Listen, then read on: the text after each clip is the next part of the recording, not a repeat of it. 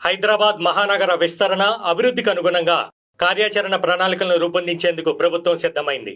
ఈ దిశలో కీలకమైన హెచ్ఎండిఏపై ప్రత్యేకంగా దృష్టి సారించింది.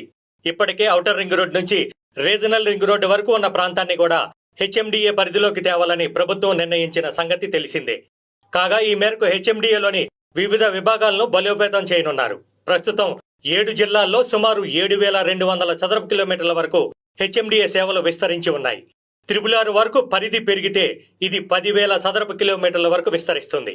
ఈ మేరకు అధికార యంత్రాంగం, ఉద్యోగులు, సిబ్బంది సంఖ్యను కూడా పెంచవలసి ఉంటుంది. ఇందులో భాగంగా మొదట కీలకమైన సంస్థ ప్రణాళిక విభాగాన్ని విస్తరించడం ద్వారా సేవలను మరింత పారదర్శకం చేయనున్నారు. వెస్ట్ హైదరాబాద్కు దీటుగా ఈస్ట్, నార్త్, సౌత్ హైదరాబాద్ ప్రాంతాలను అభివృద్ధి చేస్తేనే రాబోయే రోజుల్లో సుమారు 3 కోట్ల జనాభా అవసరాలకు నగరం సరిపోతుందని అంచనా.